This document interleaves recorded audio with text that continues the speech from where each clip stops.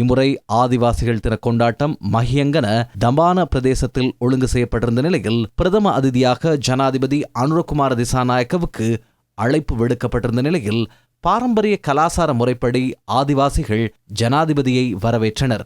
வெளிநாட்டு ராஜதந்திரிகளும் நிகழ்வில் பங்கேற்றிருந்தனர். முன்னேறி வரும் உலகத்தில் தொழில்நுட்பத்துடன் ஆதிவாசிகளின் வாழ்வியலை முன்னோக்கி கொண்டு செல்வது எவ்வாறு, அதற்காக அவர்களின் பங்களிப்பு எனும் தொனிப்பொருளில் பழங்குடியின நிகழ்வு இடம்பெற்றது. முன்னாள் ஆதிவாசிகள் தலைவர் ஊர்வரிகே திசா ஆமிலா அத்தோவின் சிலைக்கு ஜனாதிபதி மலர் அஞ்சலி செலுத்தினார். ஆதிவாசிகள் தலைவர் ஊர்வரிகே வன்னியலத்தன் உள்ளிட்டோரும் அதன்போது மலர் அஞ்சலி செலுத்தினர். இலங்கையில் பழங்குடியின மக்கள் உரிமைகளை பாதுகாத்தல், காட்சிப்படுத்துவதற்காக அமைக்கப்பட்டுள்ள அருங்காட்சியகம் புனரமைக்கப்பட்ட நிலையில் ஜனாதிபதி அதனையும் பார்வையிட்டார்.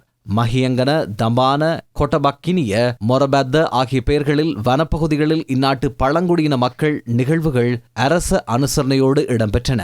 இந்நிலையில் அருங்காட்சியகத்தின் முன்றலில் வெண் சந்தன மரக்கன்றொன்றையும் ஜனாதிபதி அனுரகுமார திசாநாயக்க நாட்டி வைத்தார். ஆதிவாசிகளின் பிரச்சினைகள் உள்ளிட்ட மகஜரொன்றும் ஜனாதிபதியிடம் கையளிக்கப்பட்டது. நேற்றிரவு இடம்பெற்ற பழங்குடியின சமூகத்தின் ஒன்றுகூடலில் நாடு முழுவதும் ஆதிவாசிகள் முகம் கொடுக்கும் பிரச்சினைகள் தொடர்பில் கலந்துரையாடப்பட்டு குறித்த மகஜர் தயாரிக்கப்பட்டுள்ளது. ஜனாதிபதி அனுரகுமார திசாநாயக்கவுக்கு ஆதிவாசிகளின் தலைவர் ஊர்வரிகே வன்னியல அத்தான் நினைவு சின்னம் ஒன்றையும் வழங்கி வைத்தார். அதன்போது ஜனாதிபதியினால் அவருக்கு நினைவு சின்னம் ஒன்றும் வழங்கப்பட்டது.